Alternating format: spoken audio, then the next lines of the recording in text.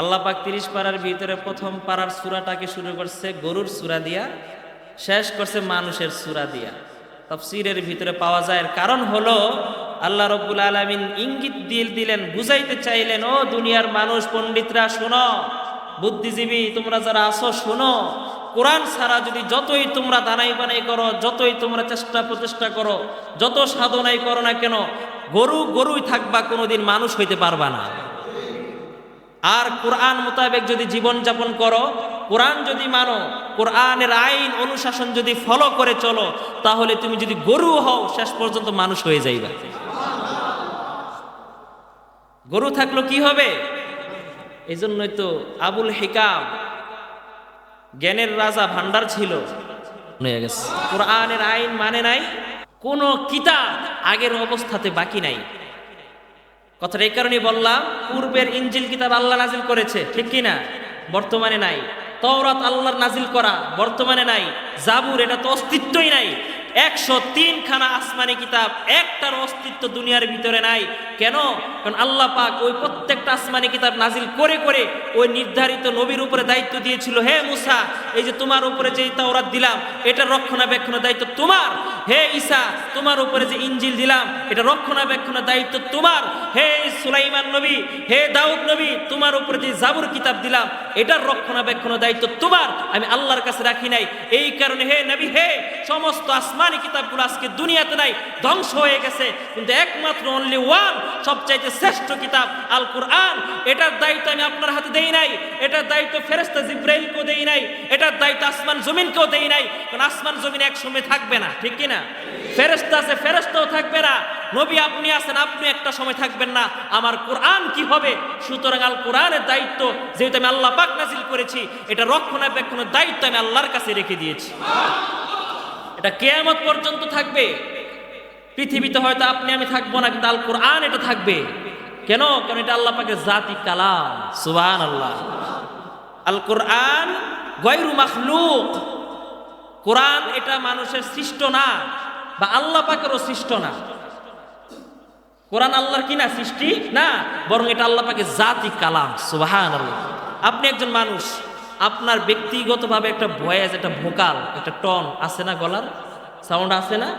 এটাকে আপনি তৈরি করেছেন না, এটা আপনি সত্তাগতভাবে এই সাউন্ড আপনি পেয়েছেন।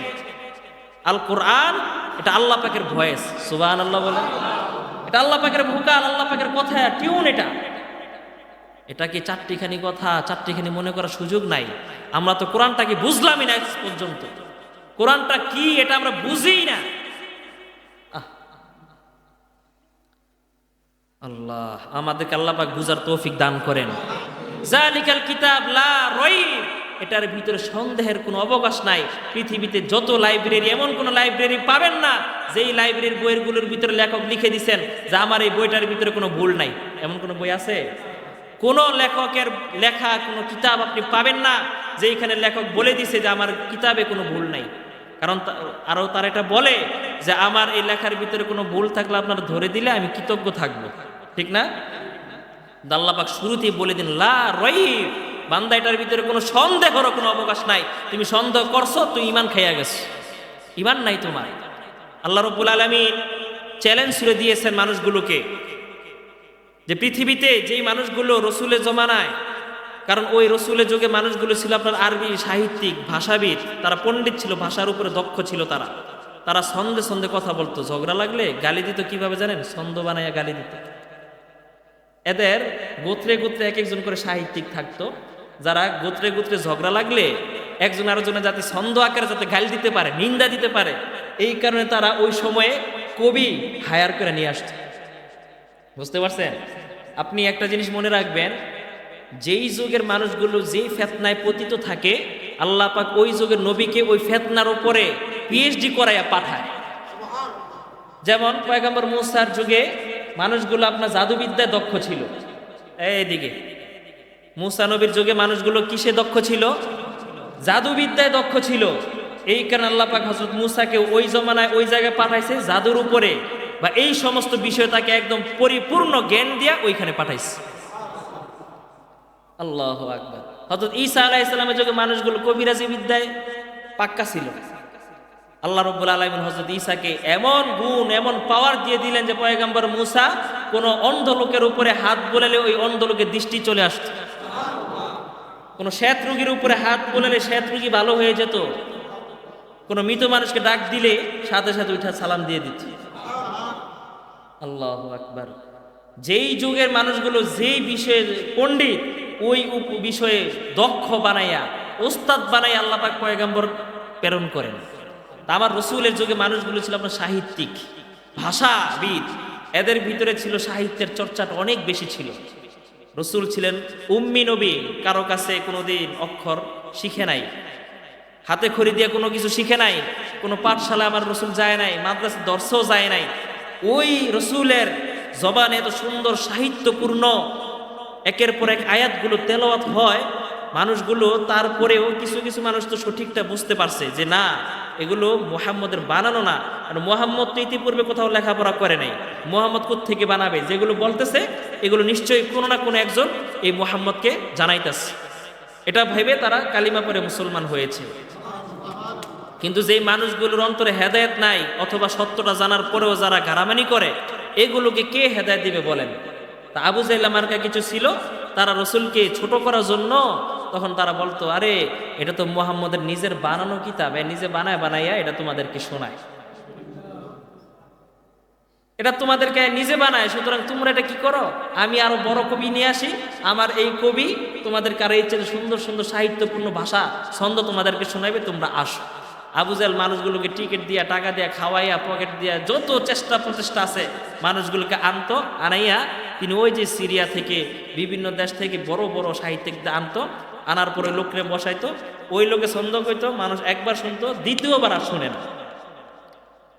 এমন সময়ে আল্লাহ রাব্বুল আলামিন বললেন, কুল লা ইন ইজতামাআতিল ইনসু ওয়াল জিন আলা আইয়াতু বিমিসলি হাযাল কুরআন।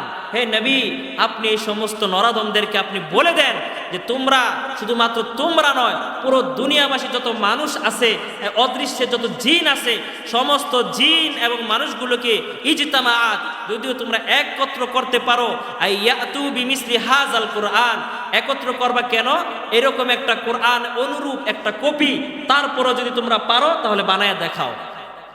হে নবী, আপনি চ্যালেঞ্জ করেন, এই আবু জাহেলের আপনি চ্যালেঞ্জ করেন, হে আবু জাহেল, শুধু তুমি একা নয়, আরবের মানুষ একা নয়, গোটা দুনিয়ার সমগ্র মানুষগুলো এবং জিনদেরকে প্রয়োজনে তোমরা ডাকো।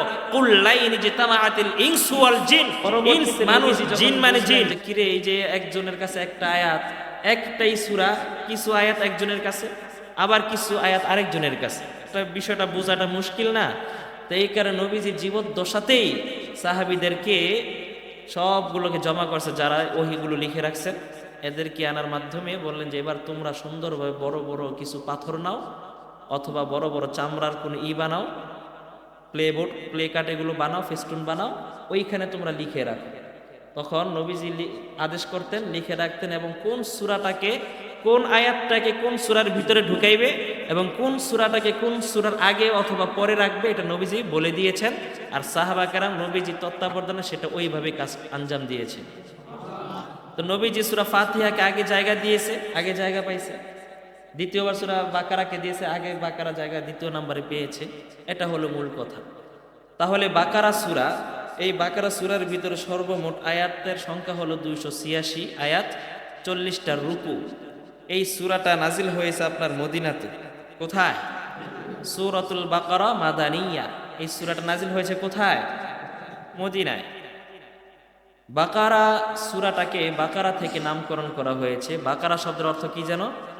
গাভী, গরু। এখন কেউ বলতে পারেন হুজুর, গরুর নামেও সূরা, তাও আবার এত বড় সূরা, একটা সূরাই আপনার প্রায় 2.5 পারা। সুবহানাল্লাহ পড়েন। কোরআনের ভিতরে সবচাইতে আযমু মিন সূরাতিল কোরআন, কোরআনে সবচাইতে বড় সূরা হলো সূরা বাকারা। আবার এই সূরাটাকে গরুর নামে নামকরণ করছে, একটা তাজ্জব লাগে না? আসলে আমাদের দৃষ্টিতে তাজ্জব মনে হলেও আল্লাহ রাব্বুল আলামিনের মানসাটাই এরকম। আল্লাহ পাক কোথাও কোথাও মাকড়সার নামে সূরা নাজিল করছে, কোথাও কোথাও আপনার পিপিলিকার নামে সূরা নাজিল করছে, কোথাও কোথাও আপনার এই মৌমাছির নামে সূরা নাজিল করছে, কোথাও কোথাও আপনার এই হাতির নামে সূরা নাজিল করছে। আবার কোন কোন জায়গায় মানুষের নামও সূরা নাজিল করছে, জিনের নামও সূরা নাজিল করছে, যুগ যুগ বছর যুগের নামও আল্লাহ পাক সূরা নাজিল করছে। সূরাতুদ দাহার, হাদিদ লোহা, লোহার নামও সূরা আছে, মাশাআল্লাহ। আবার দ্বীপ প্রহর, দুপুর, চাষতের নামাজ আপনারা যেটা পড়েন দোহা, ওইটার নাম আল্লাহ পাক সূরা নাজিল করছে। মানুষের নামে সূরা, এটা কোন সূরাটা বলেন তো? সূরা নাস। কি? কুল আউযু বিরাব্বিন নাস, মালিকিন নাস, ইলাহিন নাস, মিন শাররিল ওয়াসওয়াসিল খান্নাস। আল্লাহ কি বেশি বেশি নাচতে কইছে এখানে? কই আল্লাহ নাকি নাচতে বলছে? নাউযুবিল্লাহি মিন যালিক। তাহলে কোরআনুল কারীমের 30 নাম্বার পারার এবং প্রথম নাম্বার পারা, প্রথম পারা থেকে যেখান থেকে আপনার সূরা শুরু হয়েছে ওই সূরাটার নাম কি? আলিফ না, সূরার নাম বাকারা। খেয়াল করবেন, সূক্ষ্ম একটা মেসেজ, তাফসিরে কুরতুবির ভিতরে আসছে কথাটা। তাহলে 30টা পারার ভিতরে প্রথম যেই পারা আলিফ লাম, আর এই আলিফ লাম সূরাটার নাম কি? সূরাতুল বাকারা বা গরুর সূরা। আর পড়তে পড়তে পড়তে পড়তে একদম 30 পারা শেষ করে একবার সর্বশেষ সূরার নাম কি? অর্থ কি? মানুষের সূরা। আল্লাহ পাক 30 পারার ভিতরে প্রথম পারার সূরাটাকে শুরু করছে গরুর সূরা দিয়া, শেষ করছে মানুষের সূরা দিয়া। তাফসীরের ভিতরে পাওয়া যায়, এর কারণ হলো আল্লাহ রাব্বুল আলামিন ইঙ্গিত দিলেন, বুঝাইতে চাইলেন, ও দুনিয়ার মানুষ, পণ্ডিতরা শোনো, বুদ্ধিজীবী তোমরা যারা আসো শোনো, কোরআন ছাড়া যদি যতই তোমরা দানাই বানাই করো, যতই তোমরা চেষ্টা প্রচেষ্টা করো, যত সাধনাই করো না কেন, গরুই থাকবা, কোনোদিন মানুষ হইতে পারবা না। আর কোরআন মোতাবেক যদি জীবন যাপন করো, কোরআন যদি মানো, কোরআনের আইন অনুশাসন যদি ফলো করে চলো, তাহলে তুমি যদি গরু হও শেষ পর্যন্ত মানুষ হয়ে যাইবা। গরু থাকলো কি হবে? এই জন্যই তো আবুল হিকাম জ্ঞানের রাজা ভান্ডার ছিল, কোরআনের আইন মানে নাই, শেষ পর্যন্ত মূর্খের বাবা আবু জাহেল হইয়া কবরে গেছে, ঠিক না? কোরআন মানে নাই। আবার তারও একজন সহচর, তার নাম ওমর, সেই মাঠে রাখালগিরি করত। একটা রাখাল ছিল, আপনার রাখালদের ভিতরে দেখবেন অনেক অভিজ্ঞ রাখাল থাকে, একাই 10-20টা 50টা গরু বাছুরকে সে একাই হ্যান্ডেল করতে পারে। আবার কিছু কিছু আপনার রাখাল আছে নতুন, অভিজ্ঞরা বুঝে না, একদিকে ডাক দিলে আরেক দিকে চলে যায়। হযরত ওমর এর বাবা একদিন বলছে, ওমর ওই যে ওই দিক থেকে বকরিগুলো দেখা যায়, এগুলো সবগুলারে নিয়ে আসো তো। হযরত ওমর গেছে, বকরিগুলোর এই দিক দিয়ে ডাকে, বকরি আরেক দিক দিয়ে দৌড় মারে, আনতে পারে না। বাবার মেজাজ গেছে গরম হইয়া, ধমক দেয়া বলছিল, বেকুব, কয়টা বকরি চড়াইতে পারো না, কি করে জীবন চলবা তোমার, কি করে খাইবা জীবনে? সেই উমর কোরআনের ছায়াতলে যখন আসলো, একদম স্বর্ণাক্ষরে নাম কিয়ামত পর্যন্ত আল্লাহ লিখে দিয়েছে। শুধু মানুষ না, মানুষদের ভিতরে আইডল, যাকে মানুষ অনুসরণ করে, যার নাম ভক্তির শ্রদ্ধা নিয়ে যার নাম নেয়, এরকম একদম পবিত্র জান্নাতি মানুষ হয়ে আল্লাহ পাকের কাছে চলে গেছে।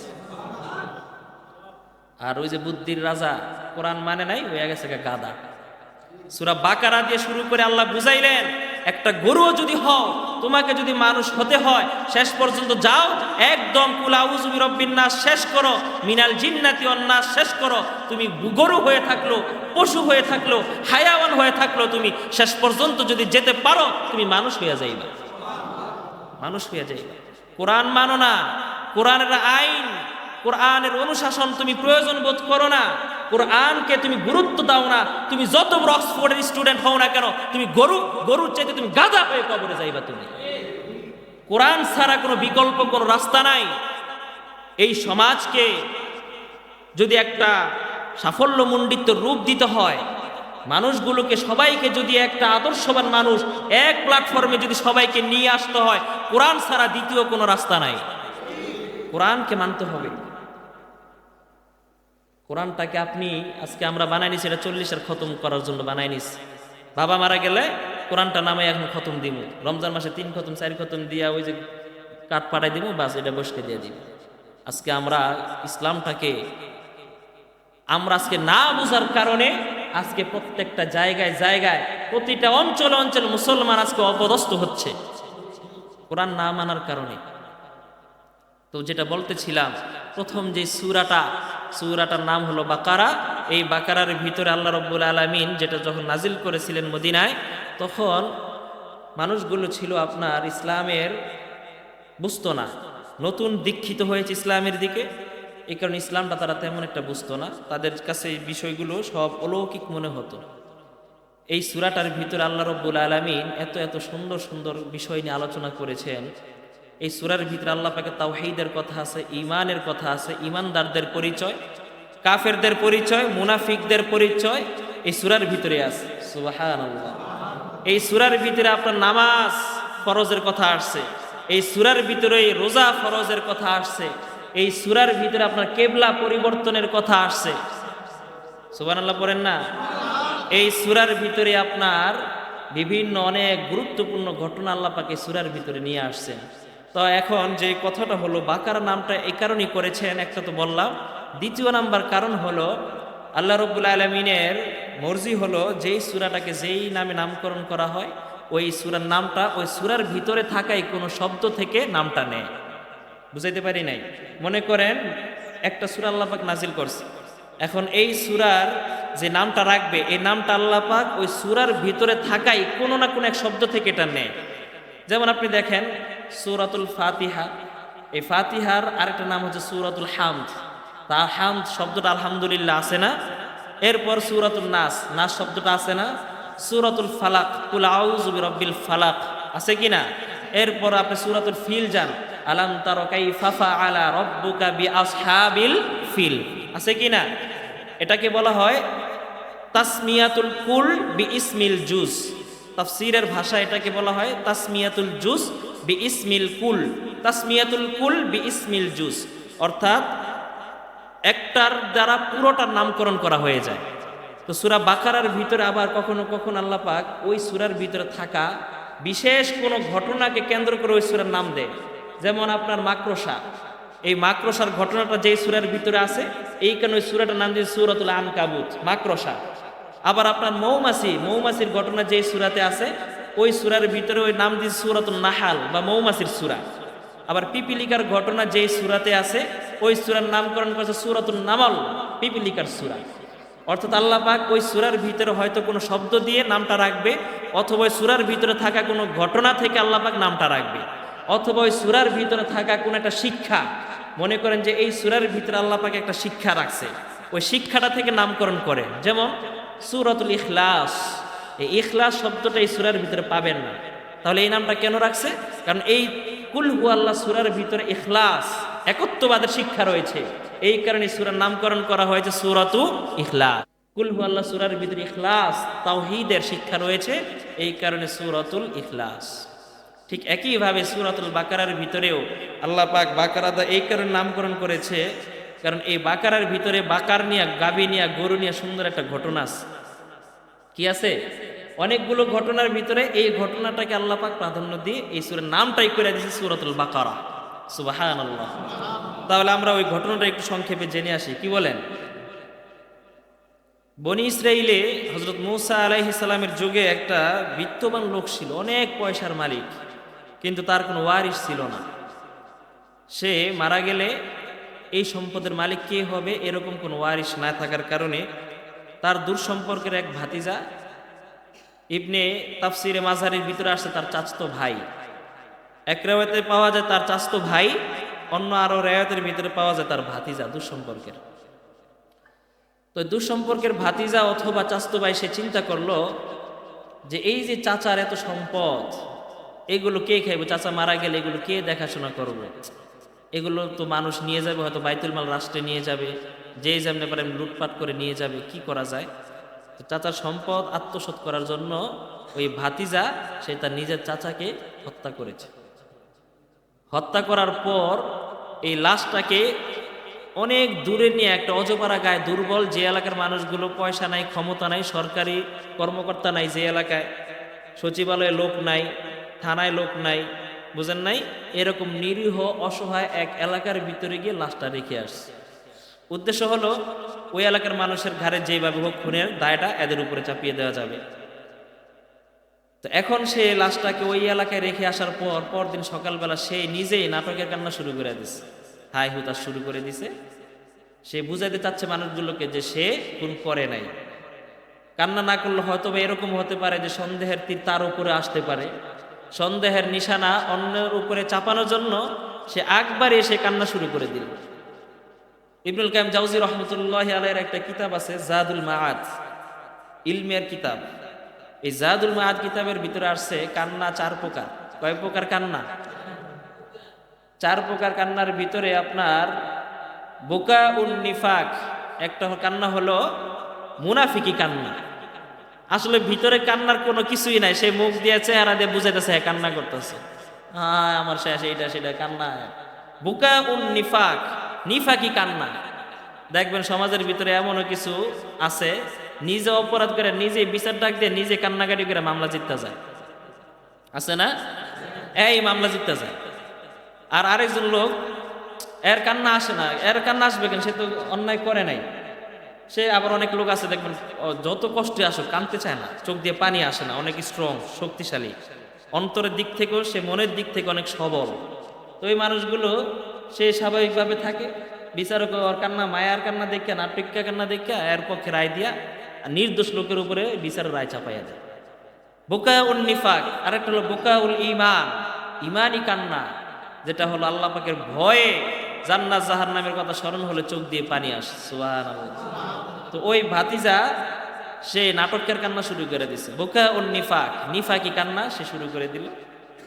তো এবার এলাকার মানুষ সব জড়ো হয়ে ওই এলাকাবাসীর কাছে গেছে যে তোমাদের এলাকায় লাশ পাওয়া গেছে, সুতরাং তোমরাই এই খুনটা করছো। না, এলাকার বাসীকে ভাই আমরা তো খুনি করি নাই, এই লাশ কোত্থেকে আসছে আমরা জানি না। এলাকার লোকটা আগেই তো বললাম তারা অসহায় নিরীহ ছিল, কারণ লোকেরা সবাই ওই ভাতিজার কথা মতো তারা সবাই এই লোকের উপরে এই এলাকার উপরে একটা শাস্তি দিবে, এই কারণে গেছে হযরত মুসা আলাইহিস সালামের কাছে। পুরা দলবল নিয়ে এরা বিক্ষোভ মিছিল নিয়ে গেছে কার কাছে? মুসা আলাইহিস সালামের কাছে। গিয়ে বলতেছে পয়গম্বর আমার চাচারে তো ওই এলাকার মানুষগুলো মাইরা ফালায় রাখছে, আপনি এদেরকে একটা শাস্তি দেন। পয়গম্বর মুসা বলতেছে প্রমাণ আছে? না প্রমাণ নাই। তখন আবার ওই এলাকার 2-1 লোক এসে বলতেছে হযরত আসলে আমরা তো খুন করি নাই, আমরা কেউ জানিও না, আমি হচ্ছে ওই এলাকার সর্দার, আমি সবার থেকে কমিটমেন্ট নিয়েছি, কেউ এই লোককে চিনেও না, হত্যা তো দূরের কথা। আবেদন করলো যে আল্লাহর পয়গম্বর আপনি আল্লাহর পক্ষ থেকে কিছু নিদর্শন অথবা এরকম কিছু কর্মসূচি আমাদেরকে দেন, যেটার মাধ্যমে আমরা প্রকৃত খুনি কে এটা আমরা যাতে বের করতে পারি। বুঝতে পারছেন? এটা কিন্তু ভাতিজা সামনেই, কিন্তু ভাতিজা বলে না, বলতেছে আরেকজনেরা যে আপনি আমাদেরকে প্রকৃত খুনির ব্যাপারে আমাদের একটা দেন, আইডিয়া দেন কিভাবে আমরা বের করতে পারি, যেহেতু আপনি আল্লাহর পয়গম্বর। قالوا ادع لنا ربك يبين لنا ما هي। পয়গম্বর মুসা আলাইহিস সালাম বললেন আল্লাহ রাব্বুল আলামিন তো তোমাদেরকে বলছেন যে ইন্নাহু ইয়াকুলু ইন্নাহা বাকরা, বলতেছে ইয়ামুরুকুম আন তাযবাহু বাকরা, আল্লাহ পাক তোমাদেরকে বলছে একটা গাবী অথবা একটা গরু জবাই করতে। বুঝছেন? খেয়াল করেন এই ঘটনাটা থেকে শিক্ষা আছে। অতিরিক্ত প্রশ্ন শরীয়তের ক্ষেত্রে, ইসলামের ক্ষেত্রে মাত্রাতিরিক্ত সুয়াল করা এটা মানুষের জন্য বিপদ। শিক্ষাটা এখান থেকে আছে, পাওয়া যায়। খেয়াল করেন কোরআন থেকে। পয়গম্বর মুসা বলতেছে ইন্নাল্লাহা ইয়ামুরুকুম আন তাযবাহু বাকরা, হে বনি ইসরাইলের সম্প্রদায় আল্লাহ পাক তোমাদেরকে বলছে একটা গরু জবাই করতে। তো গরু জবাই করতে বলছেন, আর কোনো শর্ত ছাড়াই এখানে পয়গম্বর মুসা কিছু বলছে? যে কোনো একটা গরু এনে দিলেই কিন্তু হয়ে যেত, ঠিক না? এই বনি ইসরাইলের লোকেরা এবার নিজেদের দোষগুলো যাতে করে উন্মুক্ত না হয়, প্রকাশ না পায়, এই কারণে তারা আরো এটাকে নিয়ে নাটক শুরু করে দিল, চালাকি করা শুরু করে দিল। পয়গম্বর মুসাকে আটকাতে চাইল। তারা বলতেছে ক্বালু দু'উ লানা ক্বালু আতাত্তাখিজুনা হুজওয়া, হে নবী, হে পয়গম্বর, হে মুসা, আতাত্তাখিজুনা হুজওয়া, তুমি কি আমাদের সাথে ঠাট্টা বিদ্রুপ করো, মস্কারা করো? হে আল্লাহর আমরা আইসি আল্লাহর কাছে আমাদের খুনিরে বের করতে, অপরাধীকে চিহ্নিত করতে, আর তুমি বলতেছো আল্লাহ নাকি বলছে আমাদেরকে গাই জবাই দিতে। তুমি কি মজা করতেছো আমাদের সাথে? মনে রাখবেন, মজা করা, ঠাট্টা মস্কারি জায়গা ছাড়া অপাত্রে বিনা কারণে মস্কারি করা এটা মূর্খের কাজ। একটা তো আছে আপনার জায়গা বিশেষ, যেখানে কিছু কিছু রসিকতা নবীজিও করছে, করছে না? বিনা কারণে অপাত্রে অজায়গায় ভিন্ন জায়গায় এই মানুষকে সাথে ঠাট্টা তামাশা করে, এটা মূর্খের কাজ। কোরআন থেকে শুনে নেন।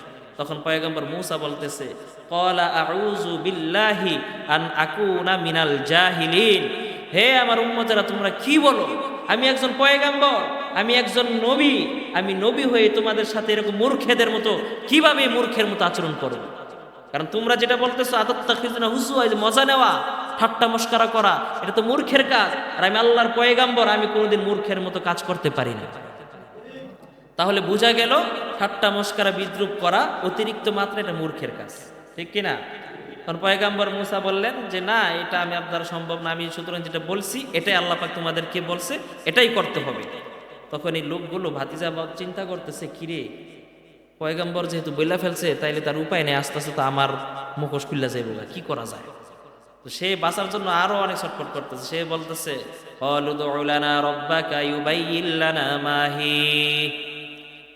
ভাতিজাকে, মুসা গাই তো কত গাই আছে, তুমি একটু আমাকে কইয়া দাও গাইটা কেমন হইব। মাহি, এটা কেমন গাই? গাই দিলেই তো হইতো না, গাই তো কত গাই আছে, কত গরুই তো আছে মাঠের ভিতরে, কত গরু। অনেক সময় দেখবেন ছাগল 10টা 5টা আছে, কত্তারি পোলাবেন দুষ্ট পোলাবেন করে একটা দৈরে জবে করে রাইতে খাইয়া লাগে। হ্যাঁ, তো মুসা আমরা কি এরকম করবো নাকি? একটা যেখান থেকে একটা আইন নাকি দিয়ে দিব? এটা কেমন হবে আমাদেরকে বইলা দাও। যখন তারা যখন জানতে চাইছে ফতুয়া, এখন ফতুয়া আল্লাহ দিবে কিনা বলেন? নেন, ফতুয়া বলছে। এই কারণে দেখবেন অনেক সময় আমরাও অনেক সময় বিভিন্ন মানুষ আমাদেরকে নামাজের জন্য মাসালা টুকটাক জিগায়, তা আমরা মানুষের দেখে অবস্থা বিবেচনা করে আমরা মাসালা বা নামাজের একটা ফতুয়া আমরা দেই। তো সেটার পর আরো সে জানতে চায়, আরো কঠিন থেকে কঠিন। একটা জিনিস বুঝবেন, আজিমত একটা হলো রুখসত। আজিমত হলো যারা মুকররবিন, বিশেষ বিশেষ লোকদের আজিমত, এদের জন্য এটা করতেই হবে, সার নাই। কিন্তু কিছু কিছু মানুষের জন্য এটা রুখসত, সহজতা ইসলাম দিয়েছে। এখন আপনার উপরে সহজতা আসার পরেও আপনি যদি আরো বেশি করে যদি জানতে চান, বুঝতে চান, তাহলে তো অবশ্যই আপনার উপর আস্তে আস্তে এটা আজিমত কঠিন হয়ে যাবে। যেমন রসুলের কাছে একবার এক সাহাবী আয়েশা বলতেছে, ইয়া রাসূলুল্লাহ, হজের ব্যাপারে কি বিধানকে আমাদেরকে জানিয়ে দেন। নবীজি বললেন, আল হাজ্জু মাবরুর, এটা ফরজ, এটা বিত্তবান লোকদের জন্য এটা ফরজ। তখন ওই সাহাবী বলল, ইয়া রাসূলুল্লাহ, এই হজটা কি প্রতি বছরই ফরজ? নবীজি কিছু বলে না। ওই সাহাবী আবারও প্রশ্ন করলেন, ইয়া রাসূলুল্লাহ, হজ কি জীবনে একবার ফরজ না প্রতি বছরই ফরজ? তখন নবীজি কিছুই বলে না। ওই সাহাবী তৃতীয়বার আবারও সওয়াল করতেছে, ইয়া রাসূলুল্লাহ, হজ কি প্রতি বছরই ফরজ?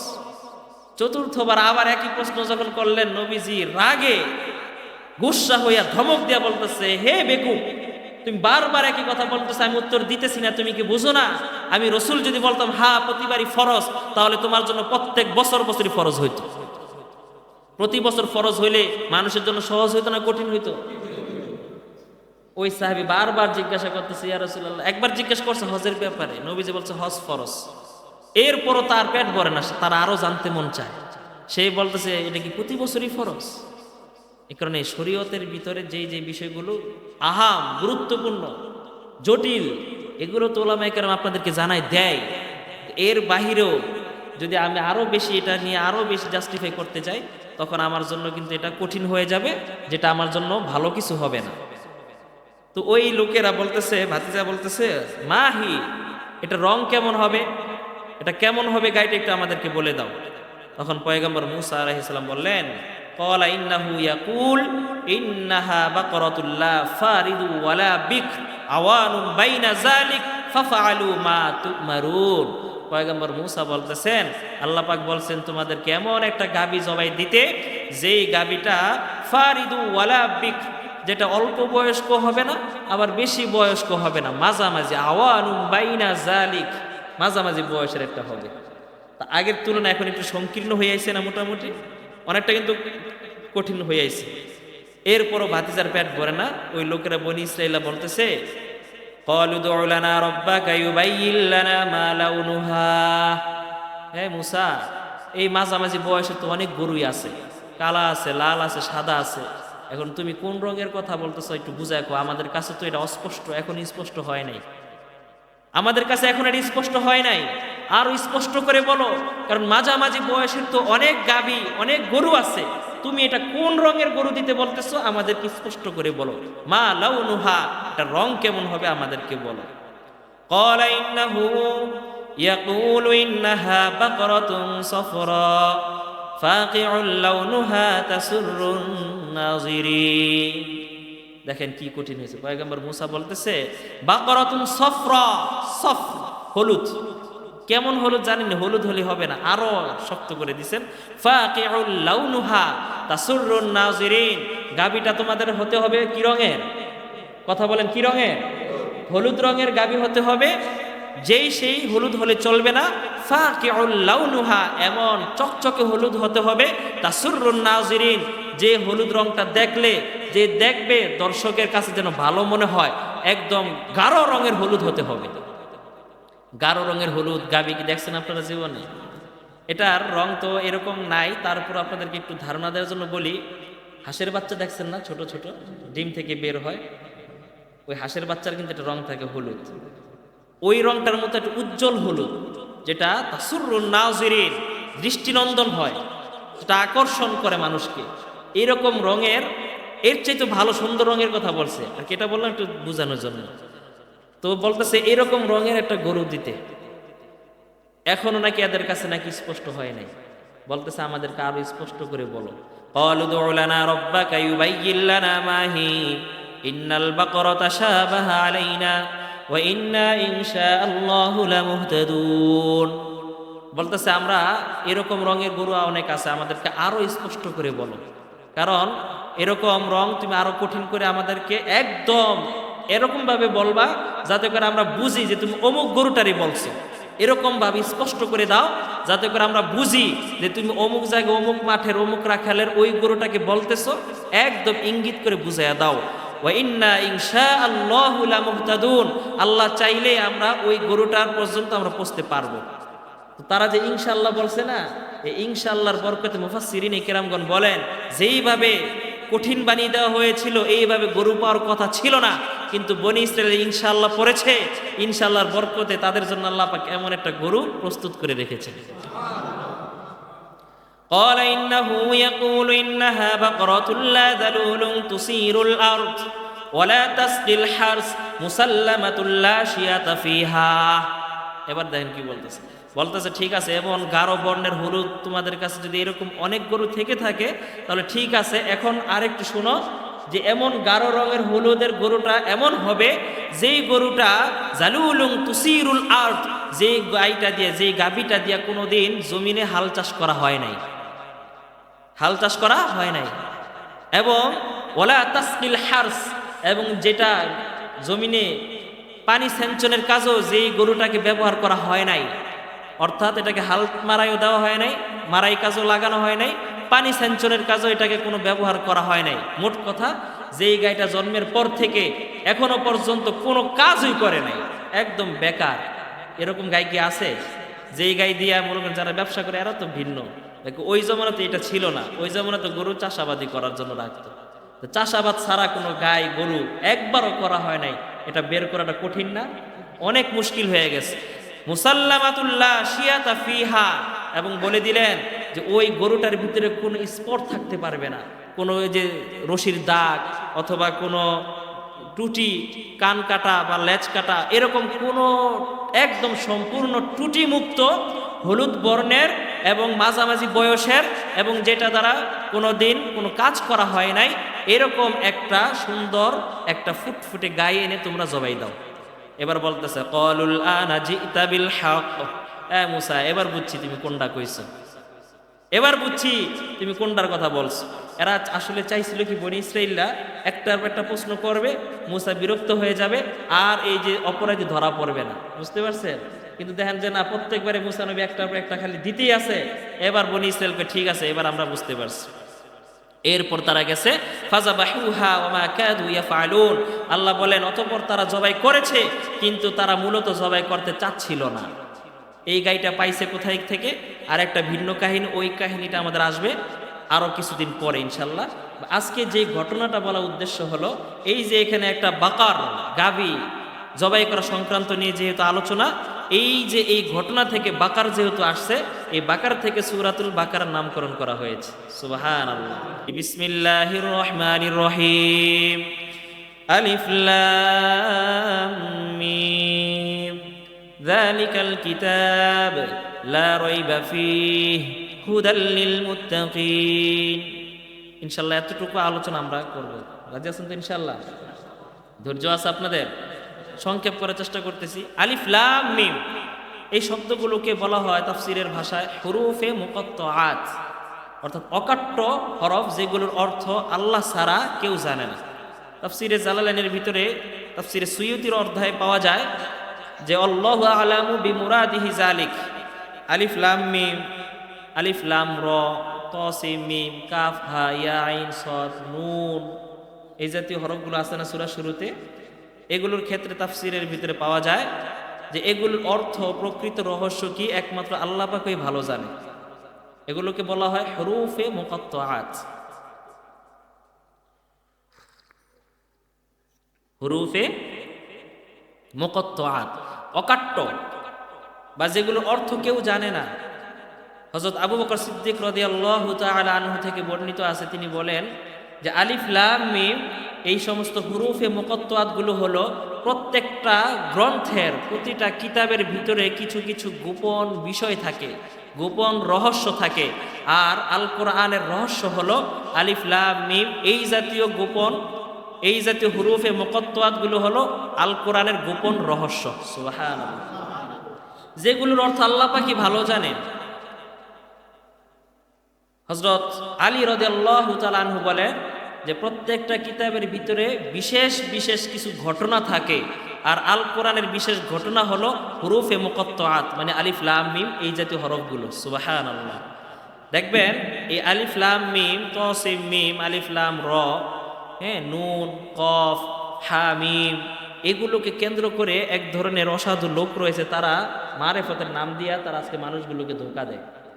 তারা বলে যে এগুলোর ভিতরে মারেফত লুকানো আছে, এখানে এই আল্লাহ পাক এই কথাগুলো বলছে যেটা হুজুররা বলে না। নাউজুবিল্লাহ বলেন। এগুলোর আপনার বিশেষ কোনো অর্থ নাই, এগুলো আল্লাহ রাব্বুল আলামিন এই কিতাবের একটা গোপন রহস্য, যেটা আল্লাহ পাকই ভালো জানে। ঠিক আছে?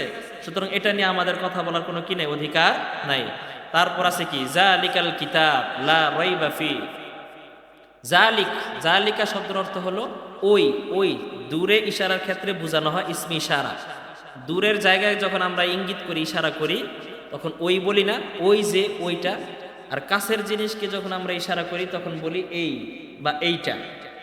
তা আরবিতে কাছের জিনিস ইশারা করতে গিয়ে বোঝানো হয় হাজা বা হাজিহি, আর দূরের জিনিসকে বুঝাইতে গেলে ইশারাতে বলা হয় জালিকা বা তিলকা। স্ত্রীবাচক হলে তিলকা, পুরুষবাচক হলে জালিকা। কিতাবটা যেহেতু পুরুষ বাক্য, পুরুষ সূচক, এ কারণে এখানে ব্যবহার হয়েছে কি জালিকা। বুঝাইতে পারলাম ভাই? তাহলে এবার আসেন, জালিকা এটা কাছের নাকি দূরের অর্থ দেয়? দূরের অর্থ দেয়। আপনি পড়তেছেন কিতাবটা আপনার সামনে না দূরে? সামনে। কিতাবটা কোথায়? সামনে না? তা আপনি সামনে কিতাব পড়তেছেন, কিন্তু আল্লাহ পাক এখানে বলতেছেন জালিকা, ওই যে কিতাব। মিলল? কাছের কিতাব, কিন্তু আল্লাহ পাক ইশারা দিয়ে বলতেছে ওই যে কিতাব, মানে হলো জালিকাল কিতাব, এটা এমন কিতাব, যদিও দেখো তোমার সামনে, আসলে এটা এখানে, এটা আসল বাড়িছে লৌহে মাহফুজ, অনেক দূরে। সুবহানাল্লাহ। অনেক দূরে। জালিকাল কিতাব, ওই যে লৌহে মাহফুজে সংরক্ষিত যে আল কোরআনটা রয়েছে, যেটা তুমি সামনে পড়তেছো, লা রাইবা ফি, এটা এমন কিতাব জানো, এই কিতাবের ভিতরে ভুল হওয়া তো দূরের কথা, যেইখানে কোনো সন্দেহেরও কোনো অবকাশ নাই। সন্দেহেরও কোনো অবকাশ নাই। এটা এমন একটা কিতাব। বলেন তো, আল কোরআনের ভিতরে কোথাও ভুল আছে? সন্দেহ আছে? মনে হয় টুকটাক হরফ নোক্তা মুক্তা মনে একটু একটু ভুল আছে? নাই। আল্লাহু আকবার।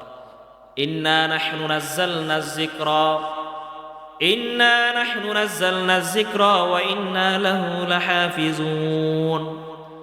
আল্লাহ রাব্বুল আলামিন বলেন, হাবিব, আমি যেই জিকির নামক যে কোরআনটা আমি আপনার উপরে নাজিল করলাম, মহাগ্রন্থ, ঐশী গ্রন্থ আল কোরআন, যেই কোরআনের ভিতরে একজন মানুষের জন্ম থেকে নিয়ে মৃত্যু পর্যন্ত একটা সমাজ ব্যবস্থা, রাষ্ট্র ব্যবস্থা, অর্থনৈতিক দিক, রাজনৈতিক দিক, সমস্ত দিকগুলো আমি টুটি খাটো সব কিছু আমি A to Z তুলে ধরলাম।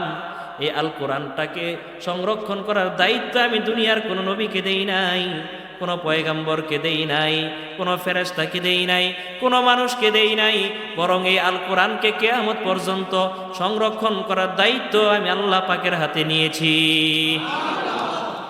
এই কারণে দেখবেন পূর্বের যত আসমানি কিতাব আছে একটাও এখন নাই। আছে ইনজিল নাই, তাওরাত নাই, জাবুর নাই, কোনো আসমানি কিতাব এখন আর আগের মতো বাকি নাই। বর্তমানে পাওয়া যায় বাইবেল, যেটা ইনজিল এবং তাওরাতের সংমিশ্রণে মানুষগুলো নিজেরা বানাইছে।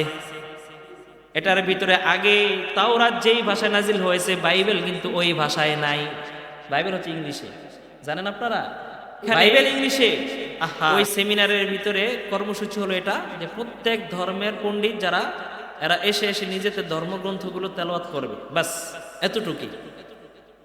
আমাদের মুসলমানদের পক্ষ থেকে প্রতিনিধিত্ব করেছেন মাওলানা জুলফিকার আহমদ নকশবন্দি রহমতুল্লাহ। এই যে মাত্র দুই দিন আগে মারা গেছে।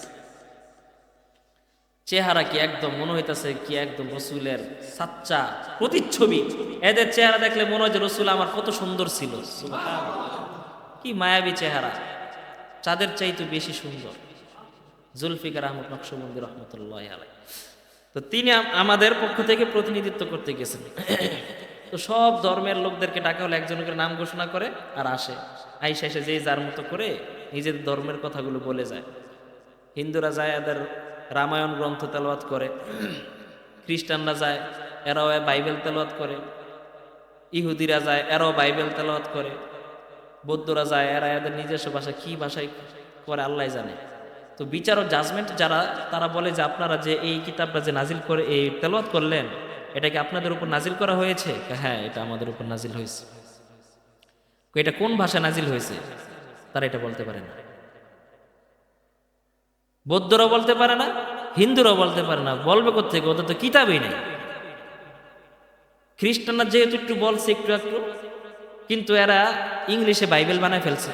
আগের তাওরাত বা ইনজিল আগের অবস্থাতে নাই। তো যায় যার মতো করে সবাই ফেল। সর্বশেষ ইসলামের লোক গেছে প্রতিনিধিত্ব করতে, সে গিয়ে ওইখানে যাওয়ার পর সূরা আর রহমান তেলাওয়াত করছে। যখন তিনি বিসমিল্লাহ টান দিছে, হোয়াইট হাউসে থাকা যত মানুষ ছিল, বিচারক ছিল, সবাইকে টাইম মেনটেন করে দেওয়া হয়েছে 3 মিনিট। 3 মিনিটের ভিতরে যার যার কিতাব সে তেলাওয়াত করবে। জুলফিকার আহমদ নকশবন্দি রহমতুল্লাহ আলাইহি পুরা আর রহমানটাকে হদরের সুরে A to Z পুরাটা তেলাওয়াত করছে। বিচারকরা একটা বারও বলে নাই যে আপনার সময় শেষ, একটা বারও বলে নাই। চাতক পাখির মতো প্রত্যেকটা বিচারক তাকায় আছে যে কি তেলাওয়াত করতেছে। যত শুনি ততই মজা, যত শুনি ততই মজা। আল্লাহু আকবার। ওই সময়ে 7 জন না 9 জন বিচারক ছিল, তোর মধ্যে একজন বাদে